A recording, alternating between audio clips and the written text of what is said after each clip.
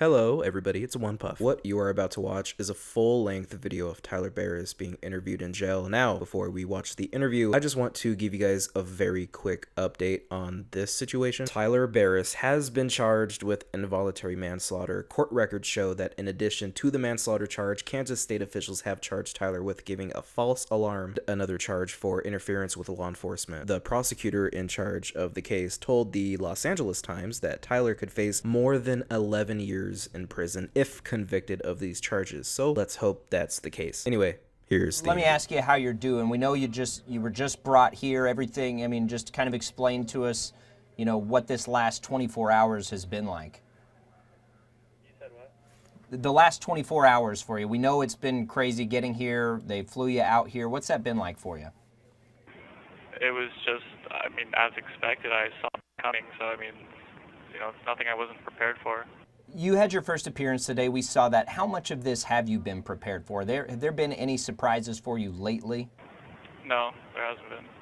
What can you tell us about this? We've been following this obviously from the inception. We've seen some of the stuff coming out. Is there anything that you want to say while you've got a chance here with us? We can certainly pass that along maybe to that family of Mr. Finch or to just people in general, as this has been followed by people all over the world.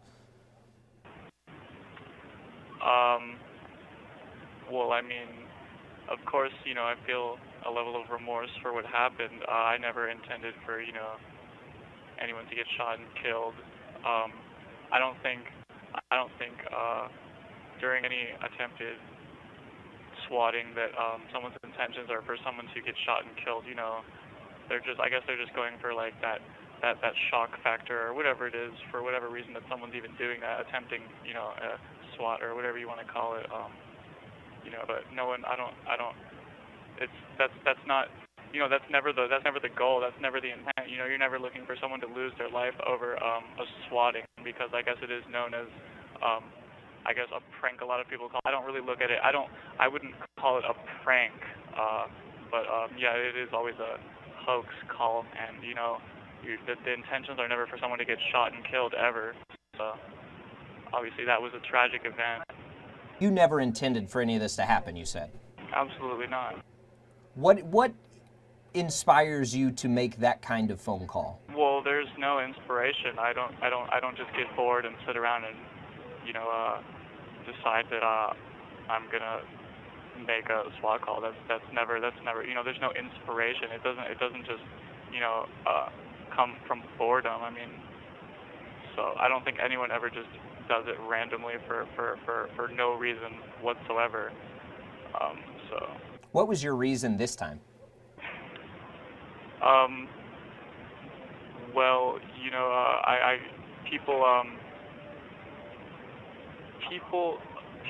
people were sending money to have that done. So you were paid to make the call? On numerous occasions I have been. Can you tell us if you were on this occasion? I'd rather not. Okay, I totally understand, man. So let's explain to people, because you're going to have a chance here to talk to people that have a lot of questions. You make that call. When did you start doing a swatting type of thing, and how many times would you ballpark that you've done something like that? I don't really have a ballpark number, but I was, you know, I guess a victim of swatting before in the year 2015. Me and my grandmother, we got swatted by an anonymous person. I still don't know who that person is. You know, we experienced a swatting before, and then I guess, you know, I guess you could say it that's where it started with me. If you wanna ask, you know, when it began, like when I, you know, because I guess I knew it was a thing, but it's nothing I've ever experimented with until it happened to me. So obviously it's not. Yeah, it's no secret that I was convicted of a SWAT before. So I mean, it was the voice that we heard on that 911 call. I don't know if you've been able to see that now. The police department released that audio. That was your voice, right? I mean. I'm not really trying to talk about it like that, so. I understand, man. I understand. I don't want you to put you in a weird spot. Tell me, when you go through one of these SWAT, what are you trying to achieve when you make a swatting call? If it's not the outcome we saw here, obviously, what are you going for? Well, the goal, I mean, if you ask anyone who is familiar with swatting, I mean, typically the goal is to just generate,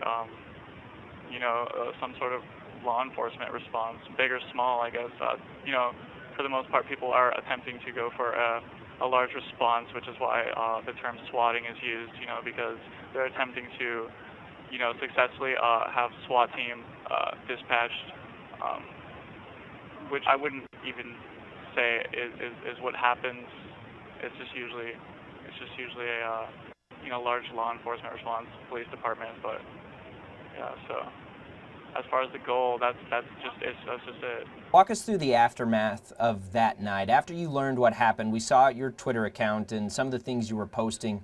What was that night like for you, and how quickly were you contacted? As soon as that happened, I just wish I could have rewound somehow, and just never done it. So you regret doing it then? I think what happened was tragic. So that's really all I have to say about that. I don't think, like I said, anytime a SWAT hoax call is attempted, you're never. My intentions, I'm never looking for someone to get shot and killed. I mean, who wants, you know what I mean? That's, why would you even want to have that sitting on your conscience, so. As you look back at this now, of course, that did happen. Has your thought on the act of swatting changed at all now that you've seen, or we've all, I guess, collectively seen what can happen in a situation like that? Yes, it has. Explain that for me. Yeah. Explain what for you? That your thought on swatting in general has changed. What's changed? I just think that, well, because this is the first time that that's happened, so obviously, I look at it a lot differently. People have said before, people could die, some people get shot and killed. Why do you do that?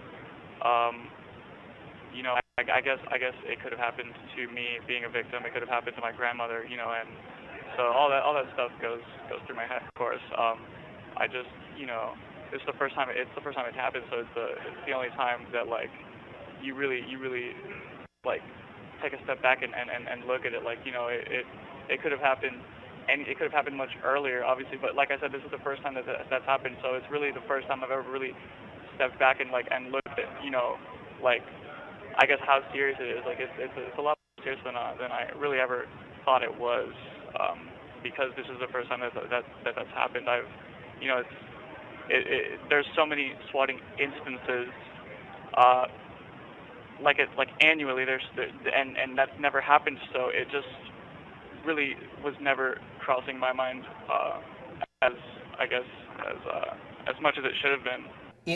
And kind of to follow that, then, Andrew, Tyler, is there anything that you would say to somebody out there that's thinking about making this kind of call that isn't taking it very seriously? Is there a lesson or an example?